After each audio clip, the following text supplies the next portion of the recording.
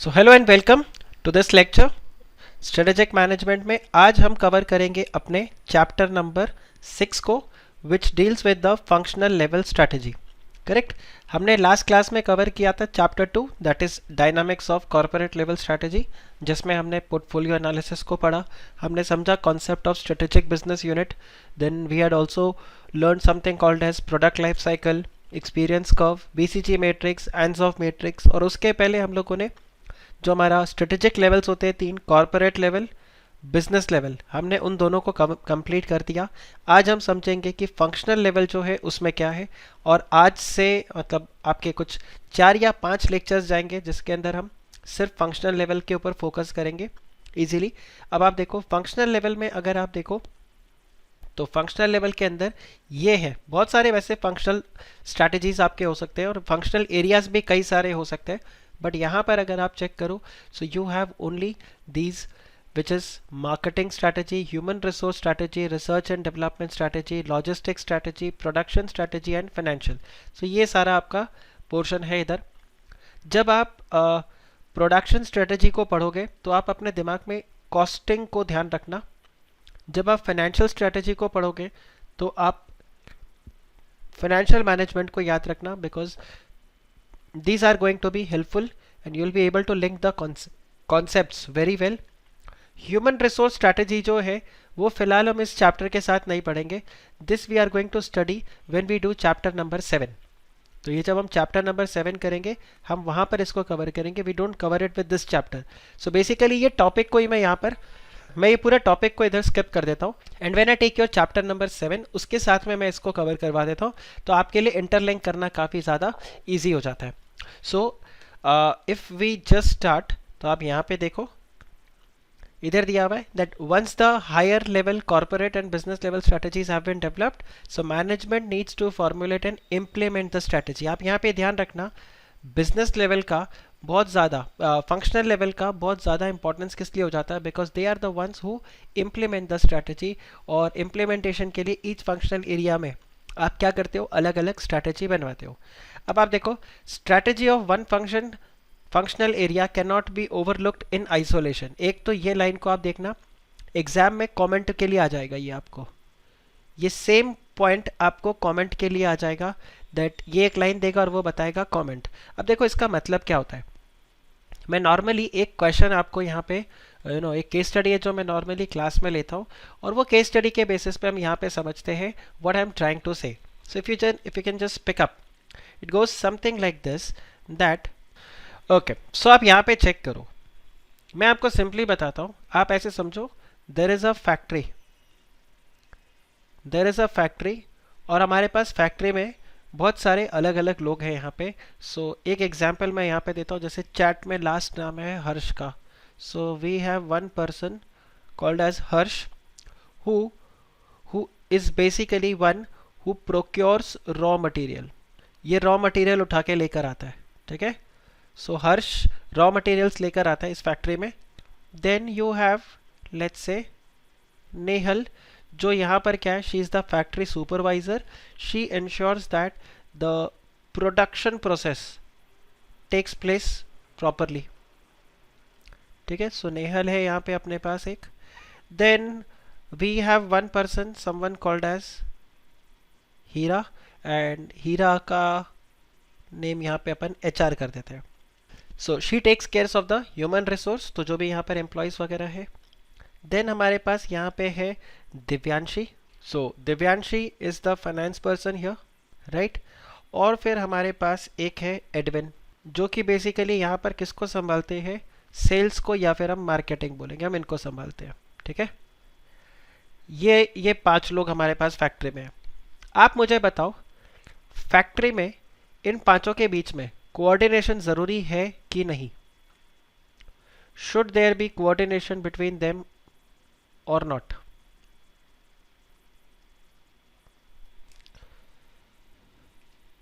आप सब बोलते हो यस। अब मेरे को आपसे पूछना है क्यों। सो आप मुझे बताओ क्यों कोऑर्डिनेशन ज़रूरी है।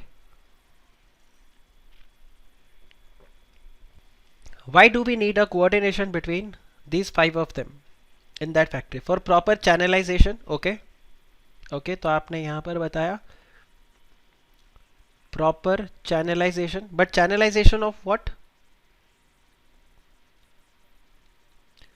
फिर एक आंसर और मेरे पास आ रहा है, डिसीजन मेकिंग। ओके, सो मैं ये भी लिख देता हूँ, डिसीजन मेकिंग। ऑल राइट, फिर एक आ रहा है to achieve goal. Okay, Sarvesh ने एक बोला है वन इज इंटरडिपेंडेंट। ठीक है, सो इंटरडिपेंडेंसी।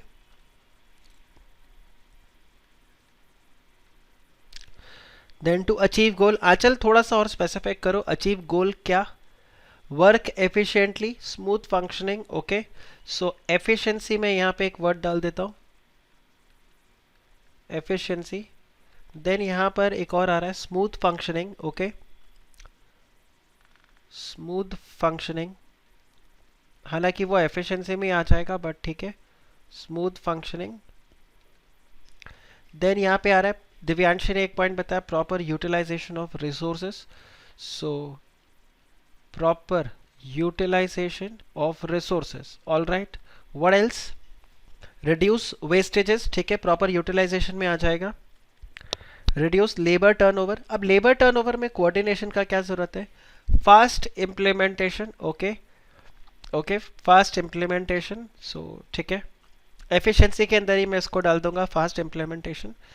ना you see a situation like this, ना you see a situation like this, यहाँ पे आप ऐसे समझो, एडविन सेल्स का बंदा है, वो जाता है, वो ऑर्डर लेकर आ जाता है। कितने गुड्स का ऑर्डर लेके आता है? फॉर एग्जाम्पल वो 1000 यूनिट्स का ऑर्डर लेके आ जाता है। एडविन 1000 यूनिट्स का ऑर्डर लेके आ जाता है और आके नेहल को बोलता है, नेहल आप 1000 यूनिट्स बनाना शुरू करो, मेरे को एक मस्त ऑर्डर मिल गया है। ठीक है, now the problem is, Nehal बोलती है मेरे को गुड्स ये 1000 यूनिट्स बनाने में कोई प्रॉब्लम नहीं है, बट मुझे रॉ मटेरियल्स चाहिए और रॉ मटेरियल्स हर्ष लेके नहीं आ पा रहा है। तो जब तक रॉ मटेरियल्स नहीं आएगा तब तक मैं आपका गुड्स बनाकर तैयार नहीं कर सकती। So please get in touch with Harsh once so that you can get raw materials. Edwin Harsh के पास जाता है और हर्ष को बोलता है, हर्ष 1000 यूनिट्स का एक बड़ा ऑर्डर आया है, आप रॉ मटेरियल्स लेकर आ जाओ। नाउ हर्ष बोलता है मेरे को रॉ मटेरियल लाने में प्रॉब्लम नहीं है, पैसा तो दिव्यांशी देगी, आप एक बार फाइनेंस डिपार्टमेंट से बात कर लो। एडविन फाइनेंस डिपार्टमेंट के पास जाता है और दिव्यांशी को बोलता है that Divyanshi we have got a good order, raw materials खरीदना है, आप जो नॉर्मल हमारा होता है उससे ज़्यादा आप सैंक्शन करो, जो परचेज ऑर्डर से उसको सैंक्शन करो, so that Harsh can get the raw materials and then Nehal can start with the production so that we can cater the order which we have got. बीच में ह्यूमन रिसोर्स वाला भी आ जाता है, हीरा बीच में आती है और वो बोलती है लेबर्स काम करने को रेडी नहीं है, क्योंकि ये 1000 यूनिट को अगर आपको तैयार करके देना है तो आपको ओवर टाइम करना पड़ेगा, एम्प्लॉयज अभी ओवर टाइम करेंगे नहीं, उनको मनाना बहुत मुश्किल है, और what ever the thing is. अब आप सोचो, अगर इनके बीच में कोऑर्डिनेशन नहीं है और किसी वजह से जो एडविन ने ये 1000 यूनिट्स का ऑर्डर लिया और ये ऑर्डर अगर फुलफिल नहीं हो पा रहा है, तो आप मुझे एक बात बताओ, नेक्स्ट टाइम क्या एडविन को सेल्स ऑर्डर इजीली मिलेगा या उसको प्रॉब्लम होगा? He will face lot of problem, because एक बार आपने ब्रीच ऑफ कॉन्ट्रैक्ट कर दिया ना, एक तरीके से आप देखो तो you have done breach of contract. एक बार आपने कॉन्ट्रैक्ट लिया, फिर उस कॉन्ट्रैक्ट को आपने पूरा नहीं किया, तो नेक्स्ट टाइम जब एडविन ऑर्डर लेने के लिए जाएगा तो उसको ऑर्डर शायद नहीं मिलेगा। He will have trust issues from the client. Client would say अरे यार एक बार अपने फैक्ट्री में बात कर लो, कहीं पिछली बार की तरह नहीं हो कि प्रोडक्शन नहीं होता, ऐसा नहीं होता। So this is again a challenge there.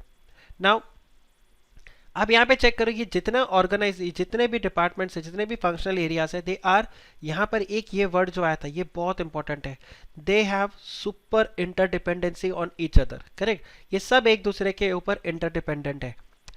Take another example, सस्ता रॉ मटेरियल मिल रहा था तो हर्ष ने बहुत सारा रॉ मटेरियल खरीदा, लेबर फालतू बैठा हुआ था तो प्रोडक्शन भी करवा दिया, but the problem is Edwin बोलता है मार्केट में स्लो डाउन है, कोई सेल्स ही नहीं है, तो आपने इतना सारा जो प्रोडक्शन यहाँ पे किया है वो गोडाउन में ही पड़ा रहेगा और हो सकता है उसमें से आधा सामान तो वेस्ट हो जाए, वो बिके भी नहीं, बिकॉज मार्केट में बहुत ज़्यादा स्लो डाउन है, मार्केट में कोई डिमांड ही नहीं है, कोई खरीद ही नहीं है प्रोडक्ट को।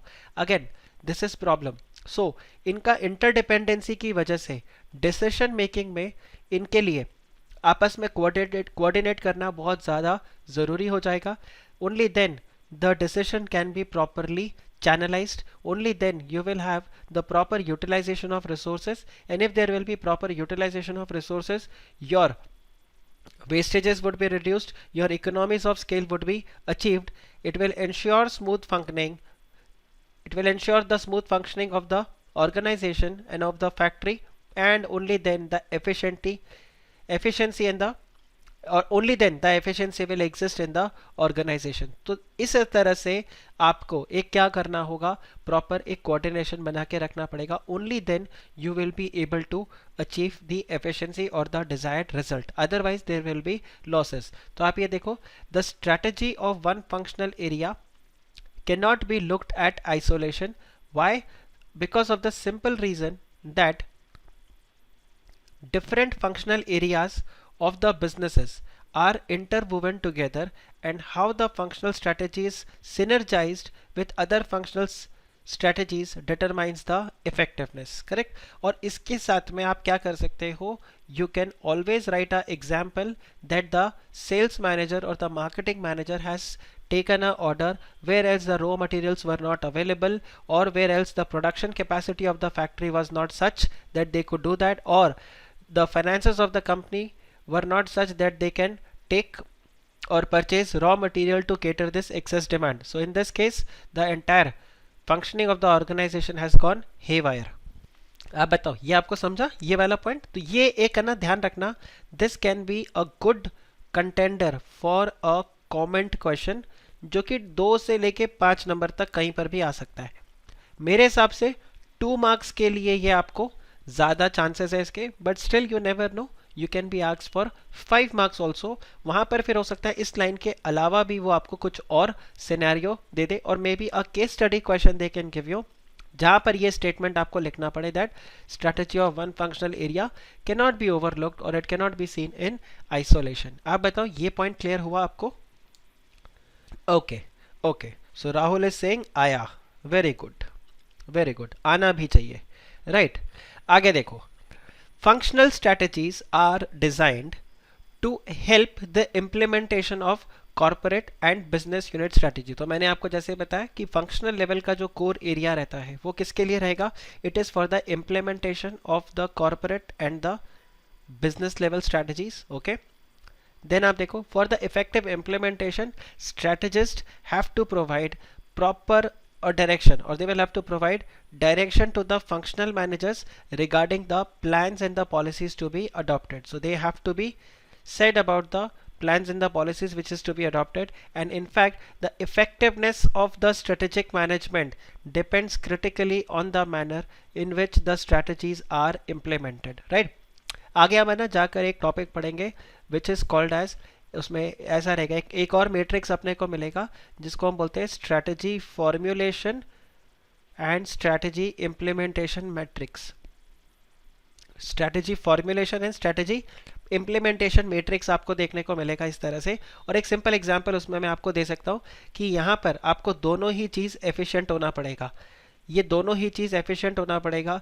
दोनों में से कोई भी अगर एफिशिएंट नहीं रहा तो you will face problem. A simple example, आप टाइम टेबल तो बड़ा अच्छा बनाते हो पर उसको फॉलो अच्छे से नहीं कर पाते, या फिर आप पढ़ाई तो ठीक ठाक कर लेते हो लेकिन बस खाली ये है कि आप उसको प्रॉपर चैनलाइज नहीं कर पाते, ठीक है, तो भी आपके लिए तकलीफ है. तो दोनों चीज़ ज़रूरी है कि आप एक सेट स्ट्रैटेजी बनाओ और उसको फिर प्रॉपरली इंप्लीमेंट करो.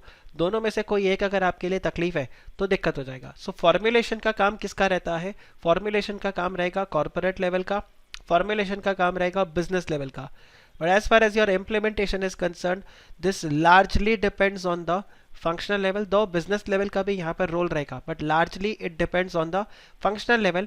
तो आपने strategy अच्छा बना तो दिया, लेकिन उसको जब तक आप implement properly नहीं करोगे तब तक आपका काम set नहीं होगा, right? जैसे आप चेक करो, SBI का बोर्ड ऑफ डायरेक्टर्स कैसा है आपको नहीं पता, SBI का रीजनल मैनेजर कैसा है आपको नहीं पता, लेकिन आपको ये पता है SBI का जो एम्प्लॉय है जो कैश काउंटर पे बैठता है वो कैसा है. करेक्ट? तो भले ये कितना अच्छा भी वहाँ पर इंफ्रास्ट्रक्चर सेटअप कर दे, अगर ये एम्प्लॉयज़ ढंग से काम नहीं करेंगे, in that case you would say that SBI बेकार बैंक है, यार वहाँ पर मत जाओ, हमें कस्टमर सेटिस्फैक्शन नहीं मिलता.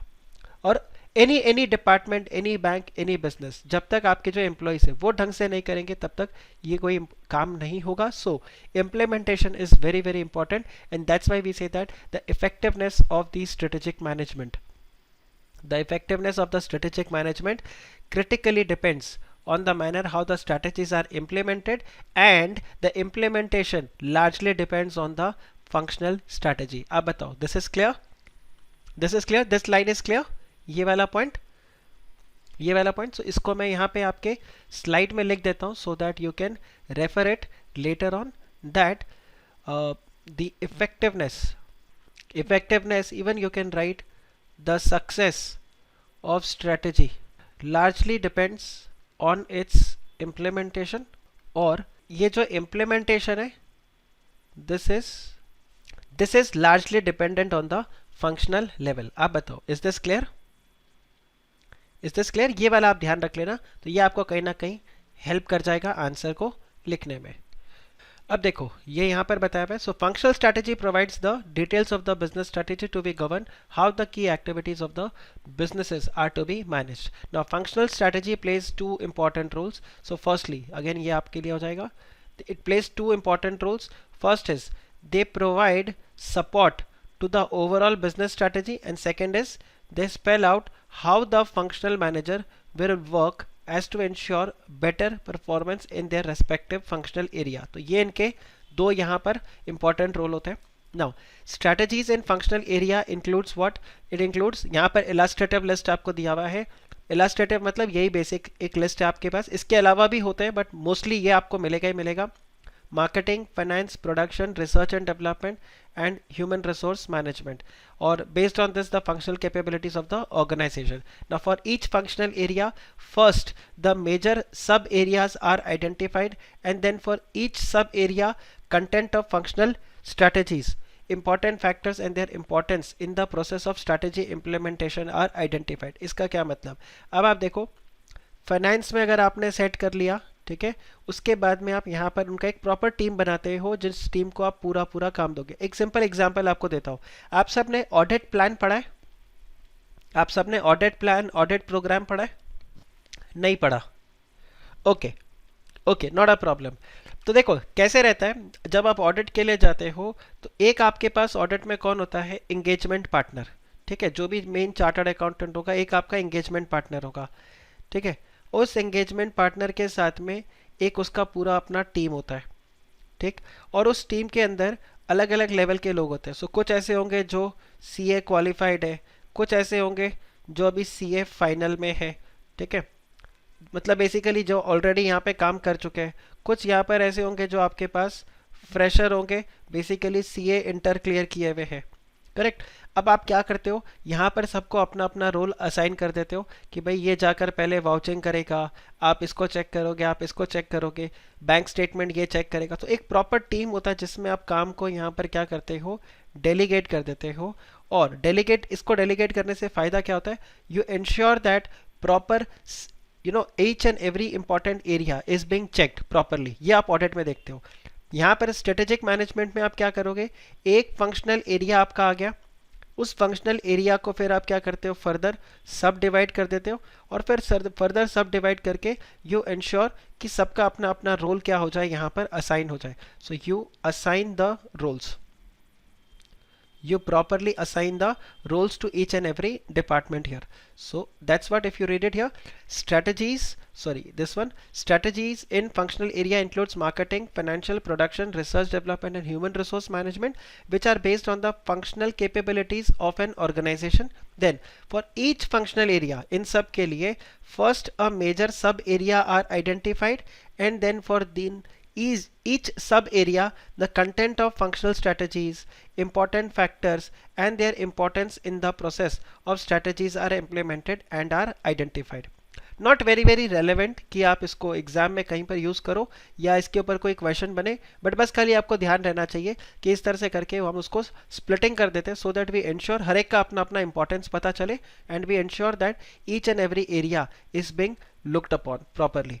Now, in terms of level of strategy formulation, functional strategy operates below the business level strategy. This we know. We have corporate level, then we have business level, and then we have functional level. तो वो आपको basically यहाँ पर वही बता रहा है that strategy formulation के अंदर अगर आप चेक करो तो फंक्शनल लेवल स्ट्रैटेजी जो है they operate below the SBU level और the business level strategy. So within functional strategy there might be several sub functional areas. तो जैसे मैंने आपको ये बताया, जरूरी नहीं कि इस तरह से सब डिवाइडेड हो सकता है सब डिवाइडेड रहे, जैसे लार्ज ऑर्गेनाइजेशंस होते हैं उसमें सब डिवाइडेड होता है, बट अदरवाइज अगर आप देखो तो ऐसे सब डिवाइडेड नहीं होता। जैसे मैं आपको बताता हूँ, one of my friend she is the company secretary of a listed company, ठीक है। तो उसने पूरा बताया कि ऐसे एक हमारा ना सीएस का पूरा टीम है और उस पूरे सीएस के टीम के अंदर we have multiple qualified company secretaries. तो देखो एक हेड यहाँ पर सीएस आ गया आपके पास में, फिर अगर आप यहाँ पर चेक करोगे सो उसने बताया एक हमारे पास कंपनी सेक्रेटरी है जो किसके साथ काम करेगा, सेबी के साथ, बेसिकली सेबी रिलेटेड जितना कंप्लायंसेस होगा वो ये चेक करेगा। एक सीएस को हमने अपॉइंट करके रखा है जो यहाँ पर बोर्ड ऑफ डायरेक्टर्स के साथ में रहते हैं, ठीक है, वो प्रोबेबली उसने बताया जो हेड सीएस होता है वही हैंडल कर लेते हैं। एक सीएस यहाँ पर और रहता है जो बेसिकली यहाँ पर इन्वेस्टर ग्रीवियंसेस और को हैंडल करता है, राइट। तो इस तरह से करके आपका वहाँ पर टीम होता है। एक सीएस होगा जो यहाँ पर ओवरसीज जो सब्सिडरीज है उन सबको चेक करेगा।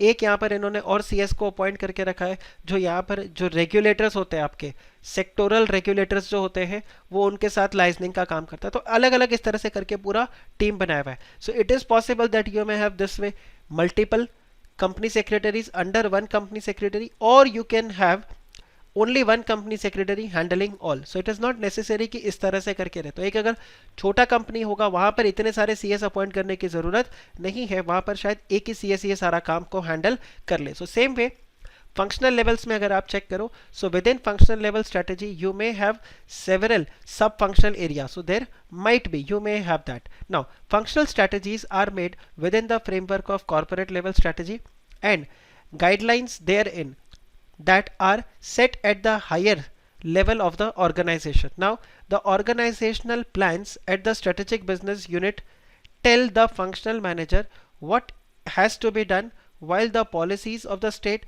how the plans are to be implemented. अब इसका क्या मतलब हो गया, आप चेक करो। जो strategic management strategic business unit level पे जो भी यहाँ पर मैनेजर्स है वो फंक्शनल लेवल मैनेजर्स को क्या बताएंगे, what is to be done and how the plans are to be implemented. तो ये जो यहाँ पर हमने लाइन देखा था, ये वाला पॉइंट आ जाता है that they ensure the implementation of the corporate and business unit level strategies. So यहाँ पर वही वाला सिनेरियो होता है कि जो प्लान्स होते हैं वो already corporate level business level पे बन चुका है और ये जो बिजनेस लेवल मैनेजर्स होते हैं ये कॉर्पोरेट अपने फंक्शनल लेवल्स को बताते हैं what is to be done and how it is to be done. So everything is mentioned here. Now the reasons why functional strategies are needed can be enumerated as follows. Super important for your exam point of view. This is super important for your exam point of view because ये एक आपको question आ जाएगा। तो कहीं पर भी आपको question आ गया need, rational, why functional level strategy is needed, इस तरह से करके तो आपको आंसर यहीं से लिखना होगा। और वहां पर क्या रहेगा आप देखो, they are aimed at facilitating the implementation of corporate strategies and business level strategies at business level. Now ये एट बिजनेस लेवल क्यों लिखा है? अगर आपने अभी तक सब चीजों को बराबर पढ़ा है you will be able to link it well. ये यहां पर बिजनेस लेवल क्यों लिखा है? Why they have mentioned it at business level? Implementation business level पे होता है। ओके ओके, थोड़ा और स्पेसिफिक अगर आप जाओ तो all the levels, Devang what's that? Functional level is part of business level. Yes, काफी हद तक आप ये देखो, इफ यू रिमेंबर अपन ने इनिशियल में जो चार्ट बनाया था ये रिमेंबर, ये देखो ये आईटीसी रहा, ये हो गया बिजनेस लेवल और ये हो गया functional level. So each business will have their own set of functional level department, right? So that's why we will have for each businesses we are going to have separate levels of basically you will have a separate team of functional level department. तो आप ये देखो यहाँ पर जैसे दिया हुआ है, they are aimed at facilitating the implementation of corporate strategies and the business strategies formulated at each business level. Okay, then they act as a basis for controlling activities in the different functional areas. So again ये लोग वहाँ पर उसको properly supervise करते हैं हर functional areas को, कि जैसे अगर प्रोडक्शन है तो वो प्रोडक्शन वाले पूरे काम को क्या करेगा, प्रॉपरली कंट्रोल करेगा. They help in bringing harmony and coordination as they are formulated to achieve the major strategies. And sometimes situations occurring at different functional areas are handled in a consistent manner by the functional level managers. तो basically कुछ भी अगर ऐसे आपको एक simple example दो, कोई भी फैक्ट्री के अंदर स्ट्राइक वगैरह हो गया तो सबसे पहले वहां पर कौन जाता है, उधर उनका सुपरवाइजर चला जाता है. जो एचआर लेवल का मैनेजर होता है वही वहां पर क्या करता है, सिचुएशंस को उधर ही हैंडल कर देगा. यश यहाँ पे बता रहा है business level intent message from corporate level and formulate to functional level. Yes correct Yash, ये वाला पॉइंट भी आप बता सकते हो, बहुत सही है कि कॉर्पोरेट लेवल यहाँ पर स्ट्रैटेजीज को बना देते हैं बिजनेस लेवल के साथ डिस्कस करके. बिजनेस लेवल उसको इम्प्लीमेंटेशन का पूरा प्लान करते हैं and then they tell it to the functional level कि भाई ये स्ट्रैटेजी किस तरह से अपने को बनाना है, और उसको प्रॉपरली इम्प्लीमेंट कौन करते हैं, इम्प्लीमेंट किया जाता है by the functional level. So this is there. So this strategies needs to be segregated into viable functional plans and policies that are compatible with each other. In this way, strategies can be implemented by the functional manager, and environmental factor to each functional area have an impact. Environmental factor relevant to each functional area will have an impact on the choice of functional strategies, and the corporate strategies influences the formulation of functional strategies.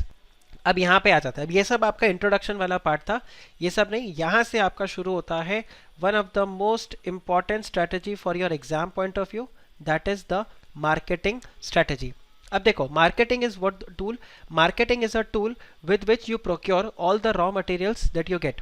Sorry, marketing is the function, yes उसमें raw materials भी आ जाएगा, और इसके अलावा अगर आप check करोगे तो आपका सेल्स भी यहाँ पर आ जाएगा. दोनों चीज यहाँ पे कवर हो जाते हैं. सो मार्केटिंग में देखो क्या दिया हुआ है, marketing is an activity which is performed by all business organizations.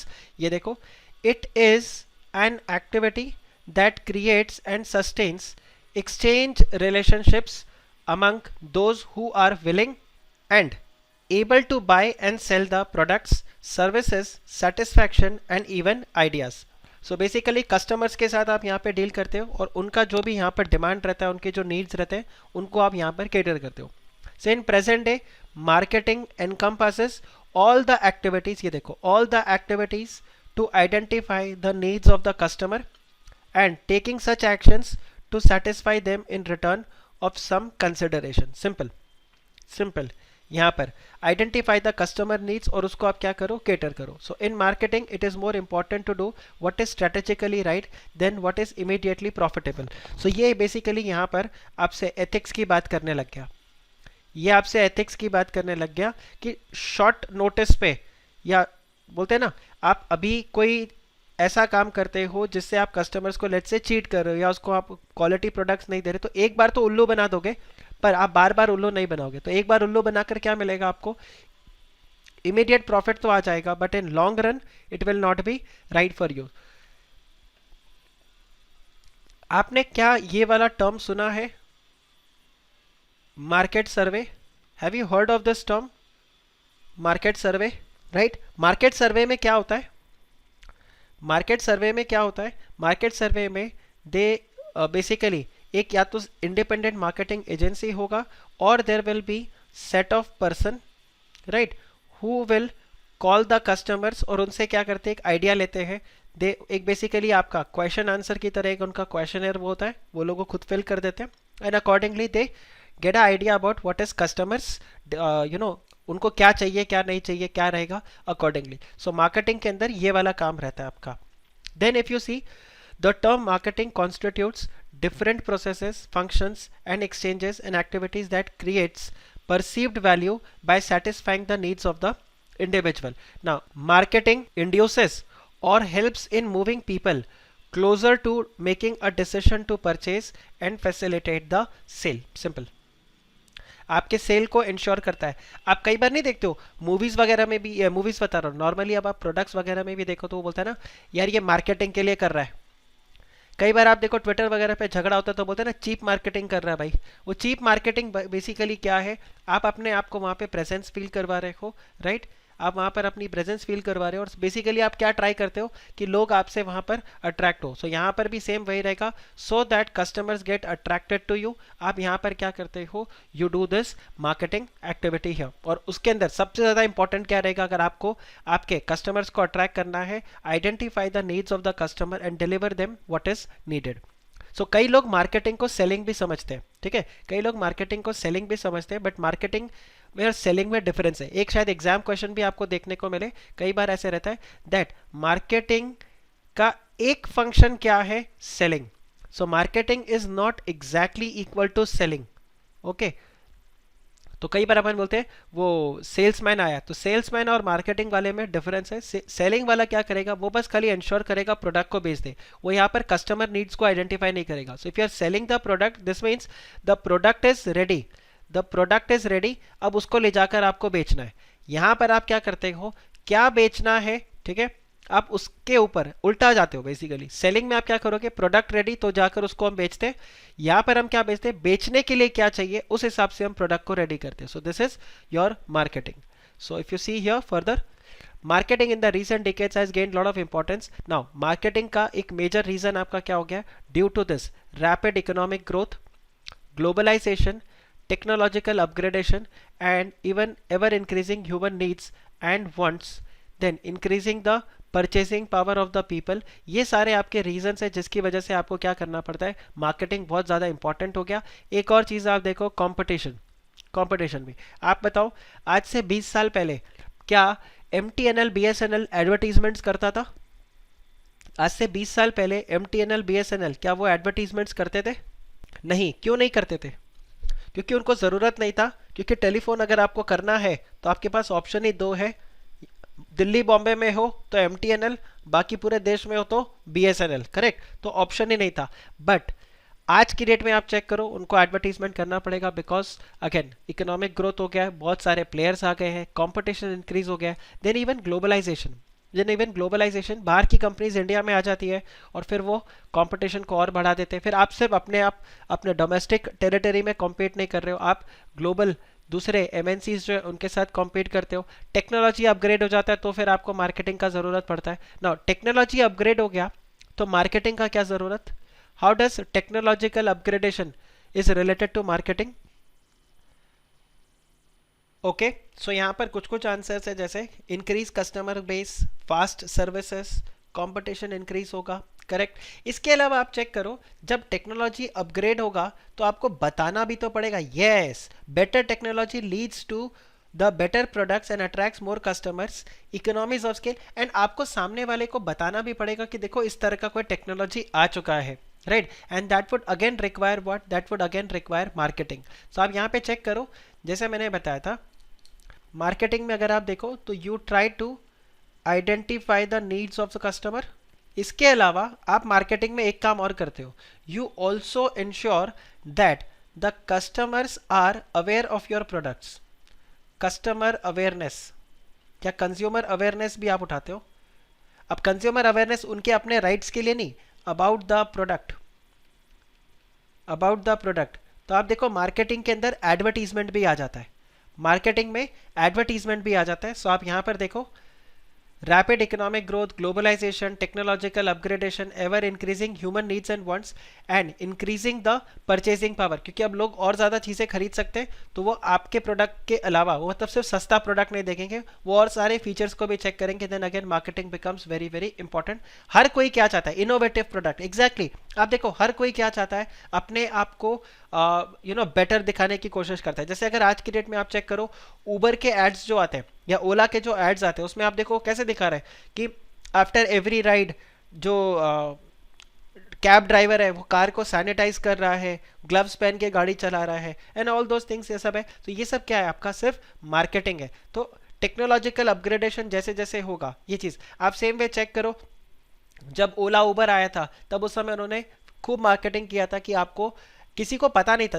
किसी को पता नहीं था कि ऐप बेस्ड इस तरह से करके मोबाइल फ़ोन से आप एक मोबाइल एप्लीकेशन के थ्रू कैब अपना बुक कर सकते हो। इसके पहले मेरू वगैरह था, बट मेरू और में आपको कॉल करना पड़ता था, बट मोबाइल एप्लीकेशन आपका तैयार नहीं था। जैसे ही आपका मोबाइल एप्लीकेशन तैयार हो गया, now again the marketing needs to be done so to stand out, yes to stand out, so that again customers attract करोगे ना, तभी तो कस्टमर्स को अट्रैक्ट कर पाओगे. So this is what is there. Now a business faces countless marketing variables that affect the success or failure of the strategy implementation.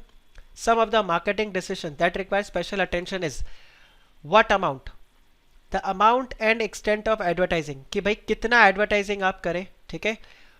Then इसके अलावा what amount of advertising is to be done in print media, television और internet. तो आपको कितना advertisement करना है आपको ये भी डिसाइड करना पड़ेगा. जैसे मैंने आपको अभी बताया advertising is to be very very important. ना एडवर्टाइजिंग क्यों जरूरी है?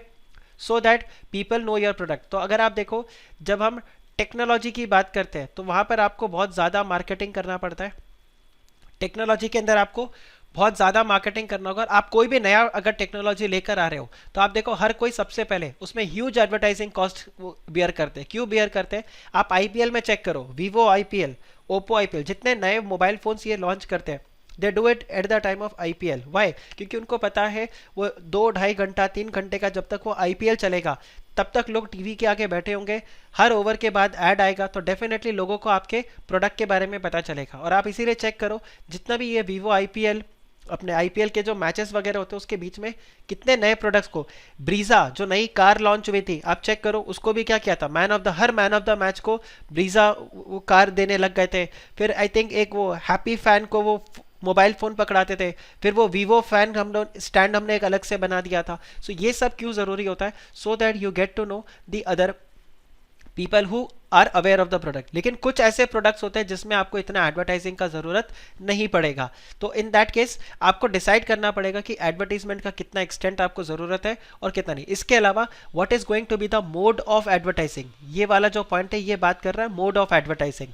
What should be your mode of advertising? क्या आप प्रिंट मीडिया पे जाओ, न्यूज़पेपर वगैरह में, या आप टीवी पे आओ, या आप इंटरनेट पे आओ. नाउ अगेन हर एक का क्या है अपना कॉस्ट इन्वॉल्व है. प्रिंट मीडिया में आपका कॉस्ट कम होगा, टेलीविजन पे आपका कॉस्ट बहुत ज़्यादा होगा, इंटरनेट पे डिपेंड करता है आप किस फोरम पे अपने एडवर्टाइजमेंट को चला रहे हो. So this is how it goes. तो ये आपको सबसे पहले डिसाइड करना होगा. दूसरा आपको डिसाइड करना पड़ेगा what kind of distribution network you are going to use. Correct. अब डिस्ट्रीब्यूशन नेटवर्क कैसे हो सकता है? You can have a exclusive dealership और you can have multiple channels of distribution.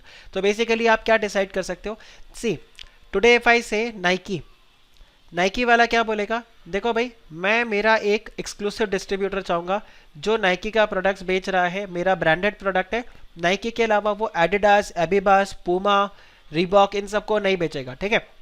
But suppose करो यहाँ पर कोई एक दूसरा मैन्युफैक्चरर है, ठीक है, एक लोकल मैन्युफैक्चरर है जिसने क्या किया, एक अपना शूज़ बनाना शुरू किया. जस्ट अभी अभी नया शूज़ उसने बनाना शुरू किया है या बहुत ज़्यादा टाइम नहीं हुआ. जैसे एक और ऐड आता है स्पार्क्स. करेक्ट. आपको स्पार्क्स का एक्सक्लूसिव शोरूम नहीं मिलेगा. आपको एक्सक्लूसिव शोरूम स्पार्क्स का बहुत कम देखने को मिलेगा. ये नॉर्मली आपको जो जैसे मल्टीपल स्टोर वाले जो रहते हैं जहां पर आपको बहुत सारे शूज़ ब्रांड्स के शूज़ जो दिख जाते हैं वहां पर ये अपने प्रोडक्ट को बेचेगा. ये एक्सक्लूसिव डिस्ट्रीब्यूशन चैनल नहीं चाहेगा बिकॉज अगेन इन सब के अपने कॉस्ट होते हैं. तो एक्सक्लूसिव डीलरशिप के लिए भी आपको एक्सक्लूसिव डीलर आपको मिलना पड़ेगा जो सिर्फ आपके प्रोडक्ट को बेचे. तो आपके प्रोडक्ट का उतना मार्केटिंग होना जरूरी है. So that is how it goes. Then if you see whether to be a price leader or to be a price follower. So price leader और price follower में क्या होता है? As of now if I can tell you Jio is the price leader, rest all other companies are price follower. इसका मतलब आप price decide करते हो या already decided price को आप follow करते हो, तो ये भी marketing के अंदर आ जाएगा.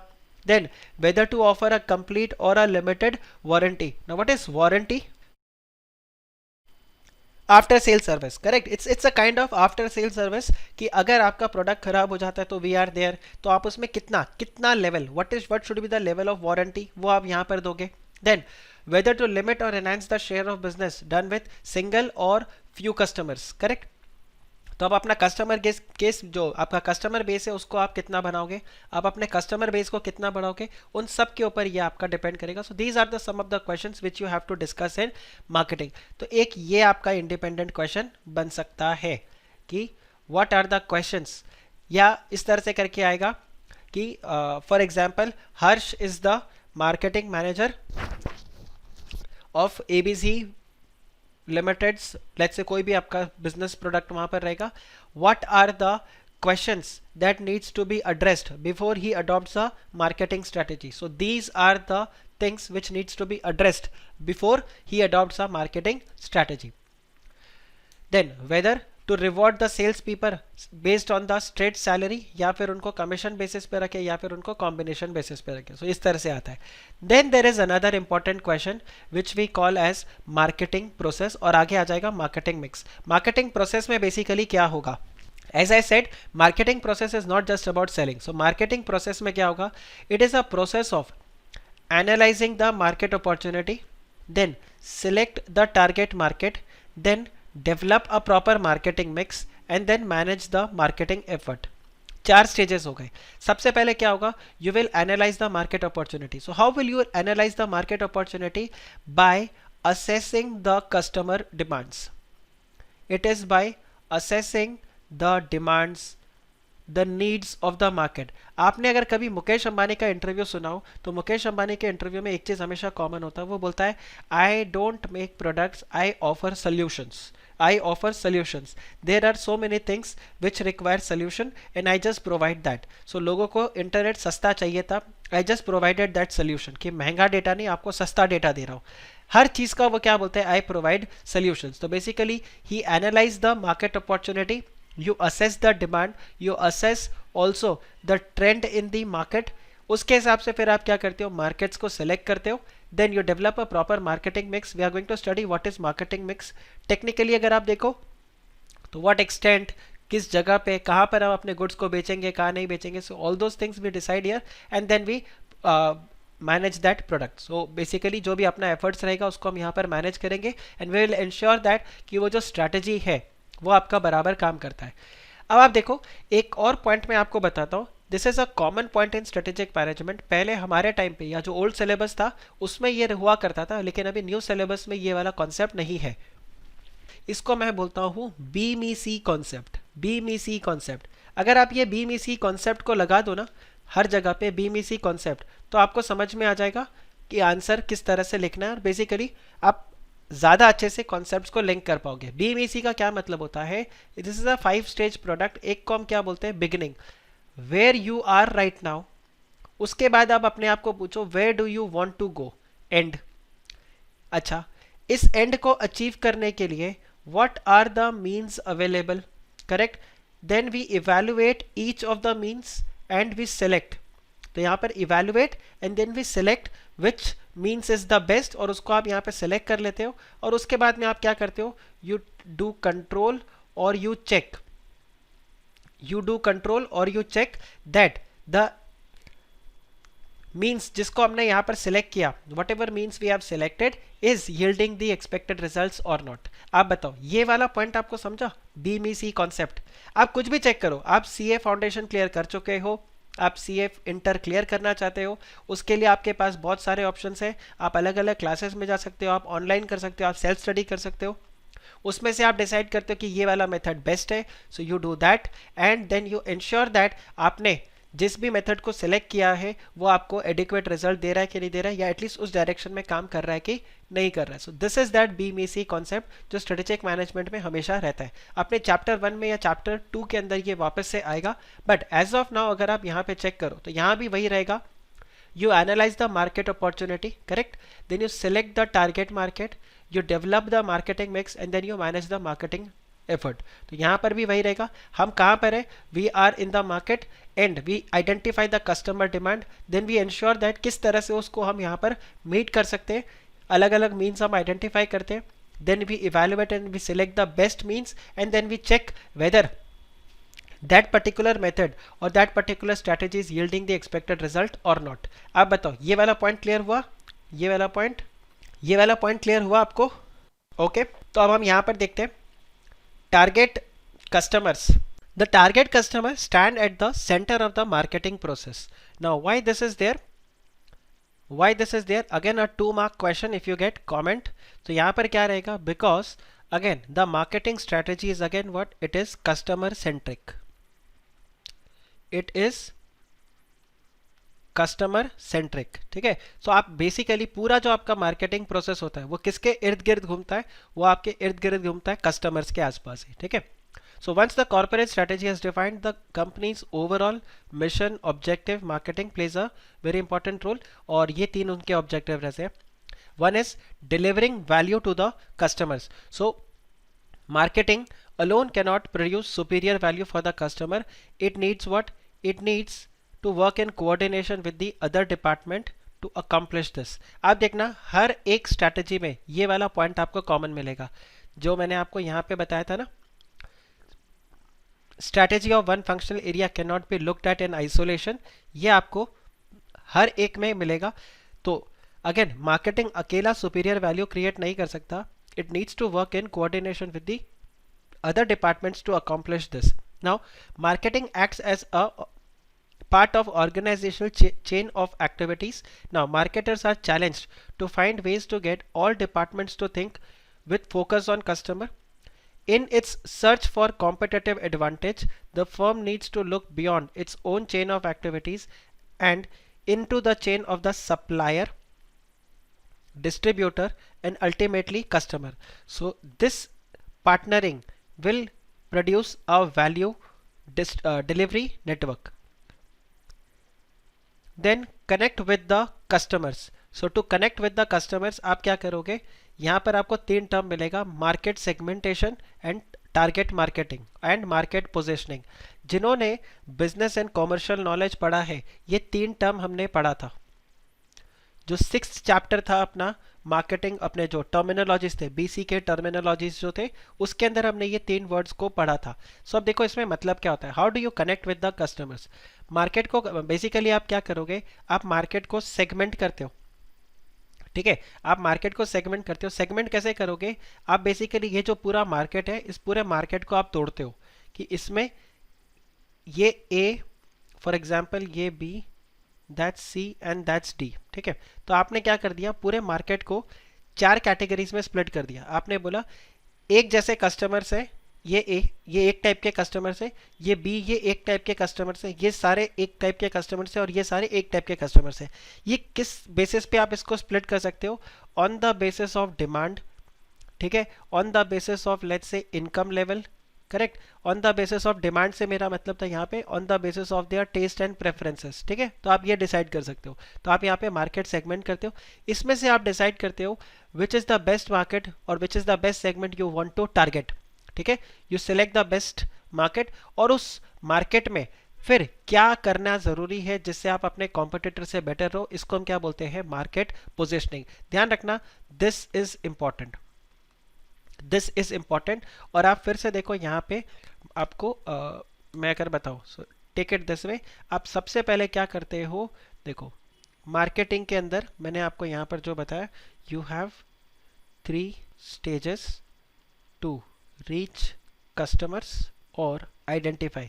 अब देखो इसमें आपका क्या रहेगा, सबसे पहले स्टेप 1 जो आपका होगा, इसमें आप क्या करोगे, it is called as market segmentation. और मार्केट सेगमेंटेशन में आप क्या करोगे, you develop categories in market. Then इसमें से फिर आप क्या करोगे, you will select the best और द मोस्ट प्रॉफिटेबल कैटेगरी. इसको हम बोलते हैं टारगेट मार्केटिंग. और एक बार आपने अपने मार्केट को सिलेक्ट कर लिया, यहाँ पर फिर आप क्या करोगे, market positioning. In case of market positioning आप वहां पर क्या करोगे, you identify the best means to achieve the, basically achieve तो क्या आ जाएगा, to reach to maximum customers and stand out.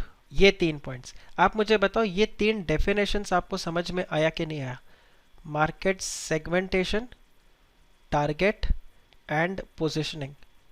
ये 3 टर्म्स आपको समझ में आए कि नहीं आए. ओके, तो यहाँ पर देखना, आप अगर अपने कस्टमर्स को, how to connect with the customers, you connect your customers this way. ठीक है, और बेसिकली आपको एक चीज़ और ध्यान रखना है, एक ही तरीका है, they must win customers over competitors and keep them by delivering the greater value. तो आप अपने कस्टमर्स को ज़्यादा वैल्यू दोगे तो ज़्यादा बेटर रहेगा. लेकिन आप क्योंकि सारे कस्टमर्स को सेटिस्फाई नहीं कर सकते, इसलिए आप क्या करते हो, आप मार्केट को डिवाइड करते हो, उसमें से बेस्ट सेगमेंट को सेलेक्ट करते हो and then you give superior services better than the competitor. So this is how it goes. Next आपके पास आता है marketing mix, another super important question from exam point of view, और straightforward आपको एक 5 number का question मिलेगा. So marketing mix क्या है? Marketing mix is set of controllable marketing variables that the firm blends to produce the response it wants in the target market. और यहाँ पर आपको ये टर्म मिलेगा 4 P's, 4 P's of the marketing mix. और 4 P's of marketing mix में क्या आ जाता है? एक हो जाता है प्रोडक्ट, एक हो जाएगा प्राइस, एक हो जाएगा प्लेस, और एक हो जाएगा प्रमोशन. ठीक है, और यही 4P जब कस्टमर पॉइंट ऑफ व्यू से देखोगे तो ये क्या बन जाएगा? 4C. The 4P becomes 4C from the customer point of view. और वहां पर क्या आ जाता है? कस्टमर सोल्यूशन, प्राइसिंग आ जाएगा अपना कस्टमर का कॉस्ट, प्लेस बन जाएगा आपका कस्टमर के लिए कन्वीनियंस, एंड प्रमोशन बन जाएगा आपके कस्टमर का कम्युनिकेशन.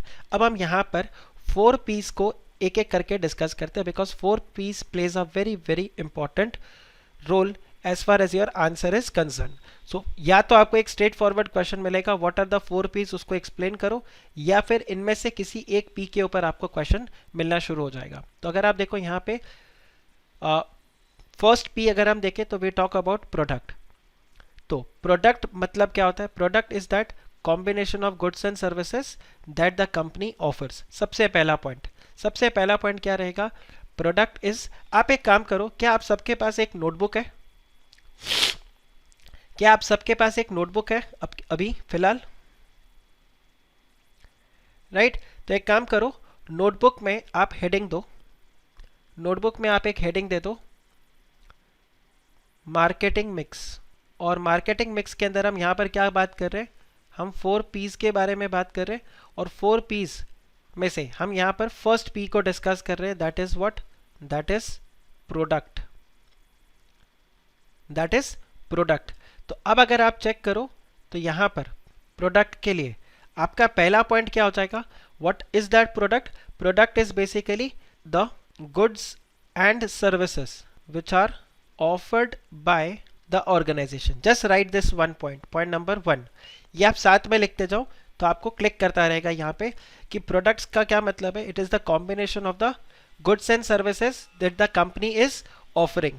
ठीक है, then strategies are needed for managing. अब जो मैं बताऊंगा सिर्फ वही लिखना, हर एक को नहीं लिखना. So strategies are needed for managing existing products over time, adding new ones and dropping the failed products. Now product के अंदर आपको क्या स्ट्रेटेजीज लगेगा?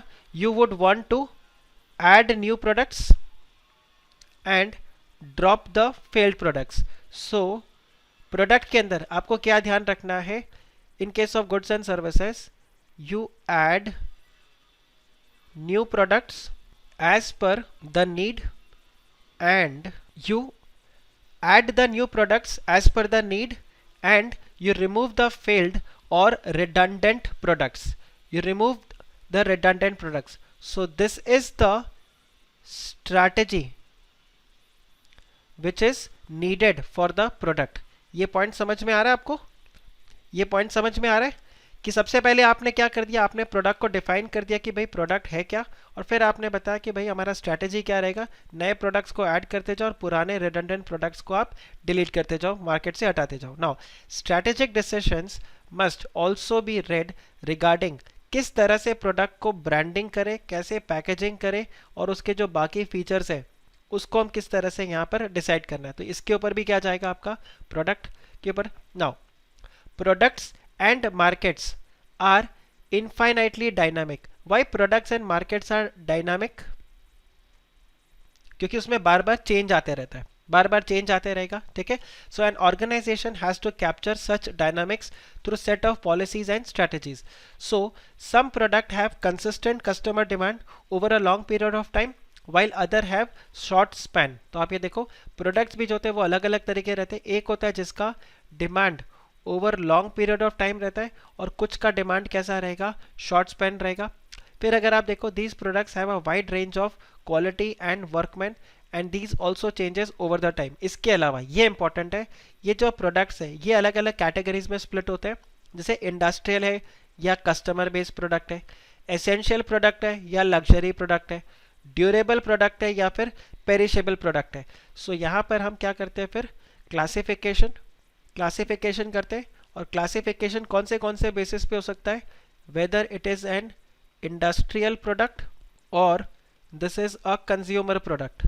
ठीक, सेम वे आप यहाँ पर चेक करोगे कि वो एसेंशियल आइटम है या लग्जरी आइटम है। फिर आप यहाँ पर क्या बोलोगे कि ये जो प्रोडक्ट है ये ड्यूरेबल है, पेरिशेबल है। सो इज इट ड्यूरेबल और is it perishable, and accordingly आप यहाँ पर क्या करोगे, you are going to find out appropriate strategy which is needed. ठीक, ये कॉपी किया आपने? ओके, फिर आगे पढ़ते हैं। देखो अब आपको क्या हो रहा है, हम यहाँ से क्या कर रहे हैं, हम एकदम क्रीम जो हमारा आंसर हमें चाहिए ना, हम खाली वो क्रीम आंसर को निकाल रहे हैं। यहाँ पे ये वाला जो पूरा एरिया है ये सबको अपन पढ़ लेंगे। अब इसके बाद आपको दोबारा से ये सब देखने का जरूरत ही नहीं होगा। आप सिर्फ प्रोडक्ट में जो फिलहाल पॉइंट्स लिख रहे हो आपको सिर्फ इनको दिमाग में रखना होगा। So this is going to be the benefit and will also ensure कि हम यहाँ पे कोई भी प्रोडक्ट को मतलब कोई भी लाइन को स्प्लिट मिस आउट नहीं कर रहे। फिर देखो, product can be differentiated on the basis of its size, shape, color, packaging, brand name, after sale service and so on। तो हम अलग अलग तरीके से उसको फर्दर और डिफरेंशिएट कर सकते हैं। Then organization seek to hammer into consumer minds that their product is different from others। Again important line हो गया ये आपका फिर से एक इंपॉर्टेंट लाइन हो गया। इनको क्या करना पड़ेगा, organizations seek to hammer in customers mind that their products are different from others।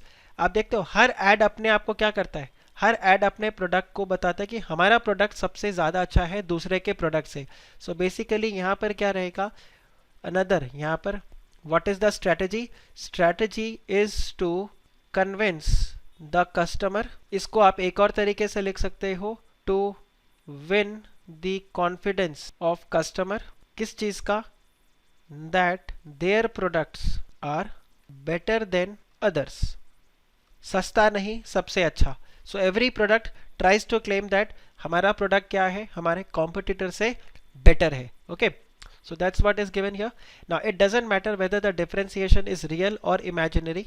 और ये लाइन आपको दिया हुआ है, quite often the differentiation is psychological rather than physical. Why? Because market में ऐसा कोई सेगमेंट क्रिएट हुआ नहीं है, आप अपने हिसाब से उसको क्रिएट करके रखते हो सेगमेंट को। ठीक है, जैसे एक सिंपल एग्जांपल, अपन ने वो शैम्पू वाला एग्जांपल देखा था कि शैम्पू का बॉटल्स जो है, ठीक है, शैम्पू के जो बॉटल्स हैं वो कहाँ बिकेंगे, बॉटल्स आपके पॉश एरिया में बिकेंगे और शैम्पू का जो पाउच होगा वो आपको स्लम एरियाज में बिकेगा। लेकिन ऐसा नहीं है कि शैम्पू के बॉटल स्लम एरिया में नहीं बिकते, बट ये आपने क्या बना के रखा है, एक साइकोलॉजिकल अपने दिमाग में कि इधर भाई बॉटल ज़्यादा नहीं बिकेंगे, इधर अपना शैम्पू का पाउचेस ही बिकेगा। Right, so this is how it goes. तो ये वाला पॉइंट है। Now it is enough if the customers are persuaded to believe that the marketers product is different from others. तो बस अगर कस्टमर को भरोसा हो जाए कि आपका प्रोडक्ट अलग होगा तो आपका काम खत्म हो गया।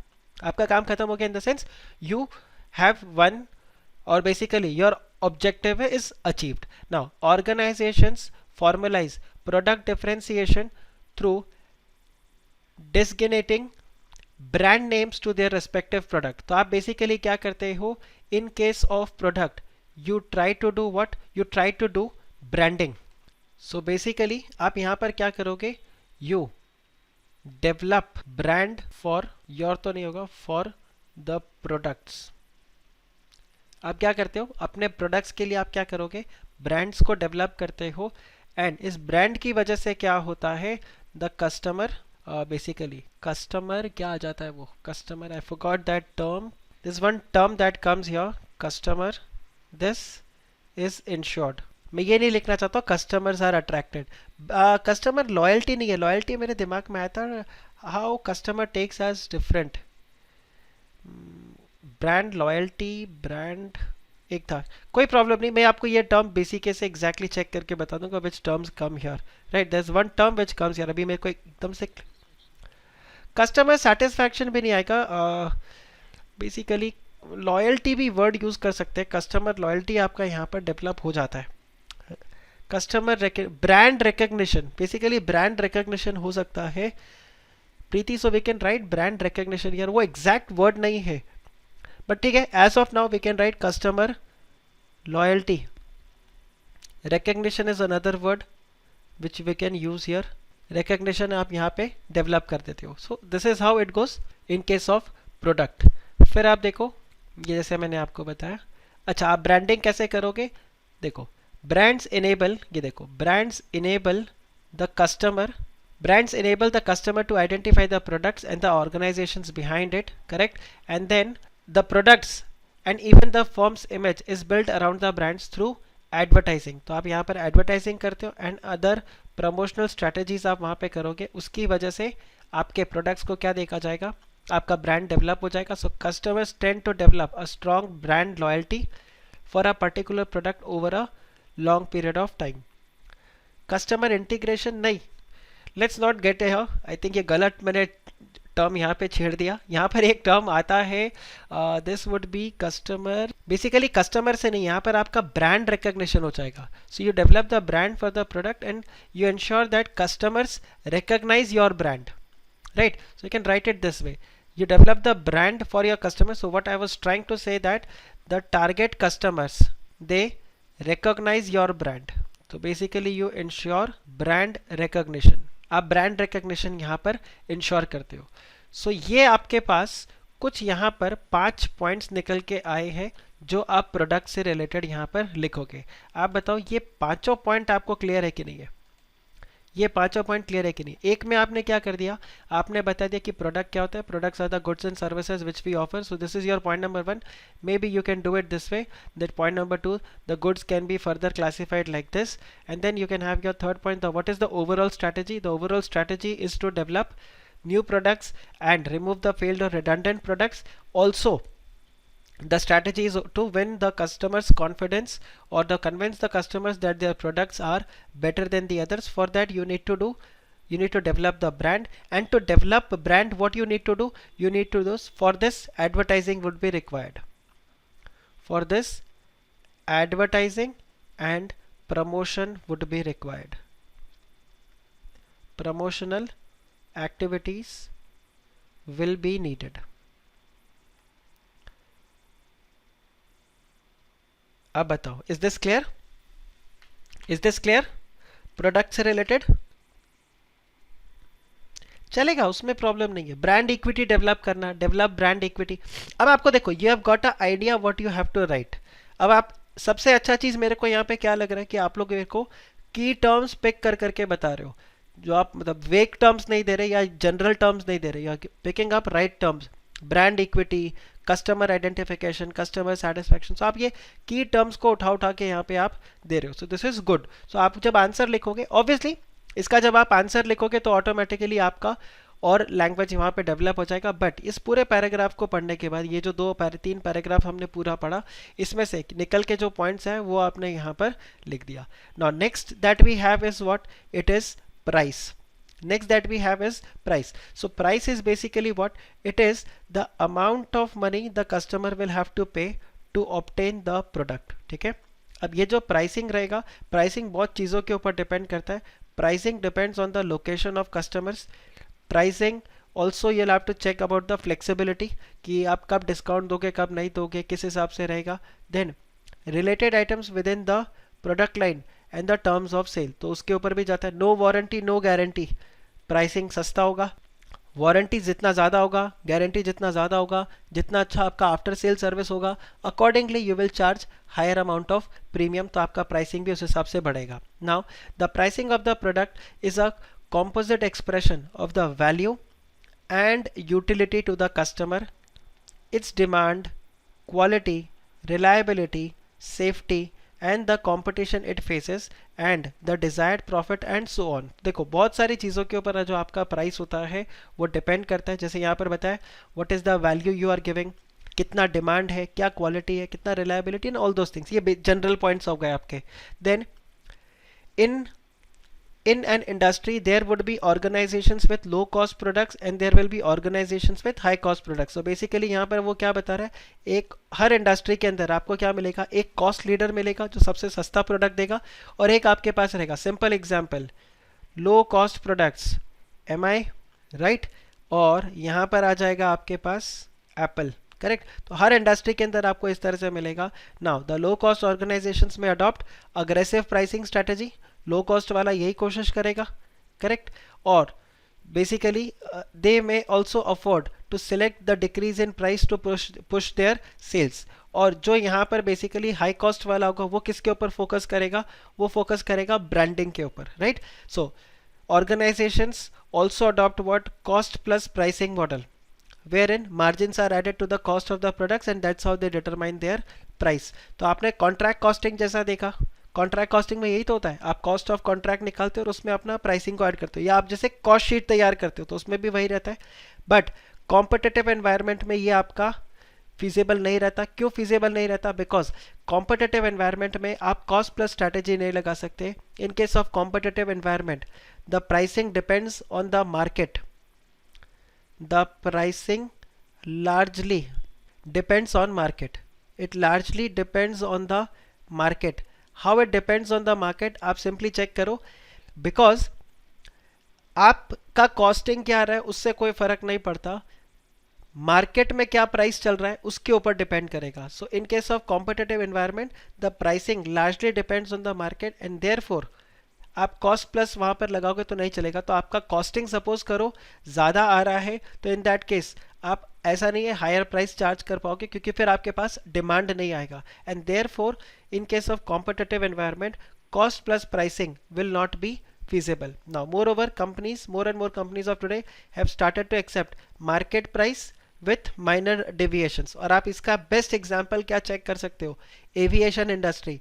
हर एक का दिल्ली से बॉम्बे का जो एयर फेयर होगा ऑलमोस्ट आप देखो हर एयरलाइन का सेम रहेगा, 500,000 का डिफरेंस रहता है, उससे ज़्यादा आपको कहीं पर भी डिफरेंस वहाँ पर नहीं मिलता। तो ये लोग यही करते हैं while fixing their prices for their products, so they try to reduce their cost in order to maintain their profitability।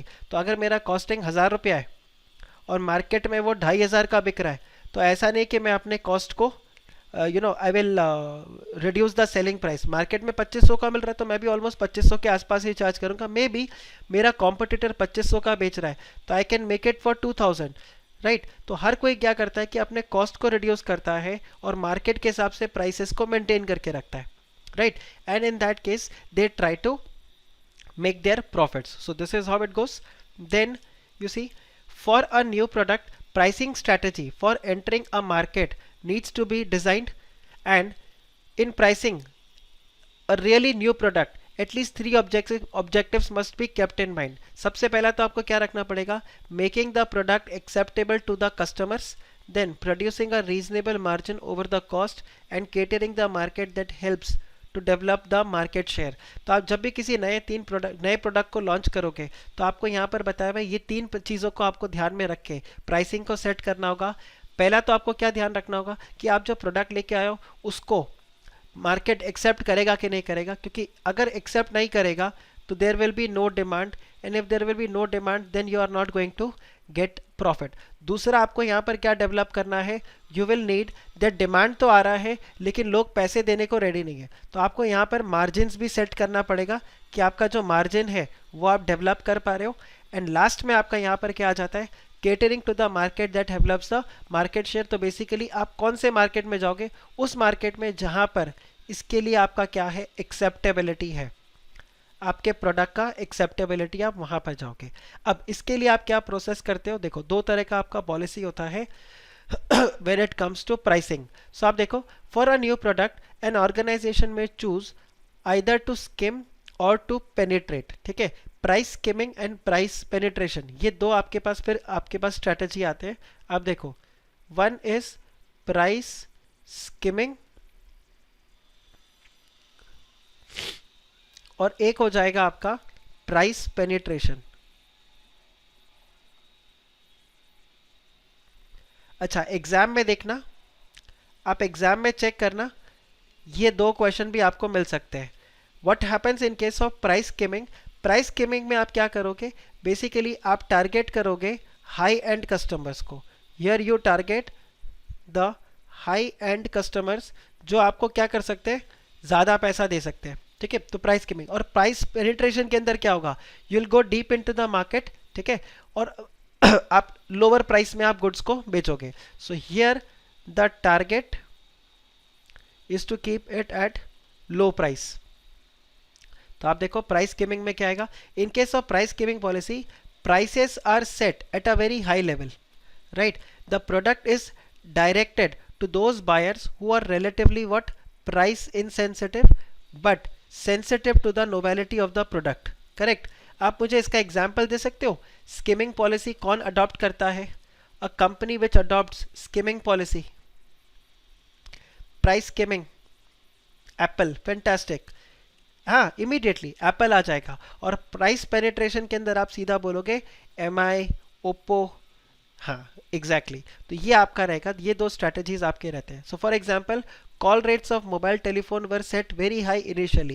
Now since the initial takeoff of the product is very low, now high prices in a way helps in rationing the supply in favor of those who can afford it. Now in case of penetration, the firm keeps tempting low prices for the new product, जिससे वो क्या करते हैं, ज़्यादा से ज़्यादा numbers को attract करते हैं. तो आप देखो, a very large number of potential customers may be able to afford and willing to try the product, and the pricing kept by Reliance Jio is what it is, market पे अपना pricing penetration. आप बताइए, is this clear?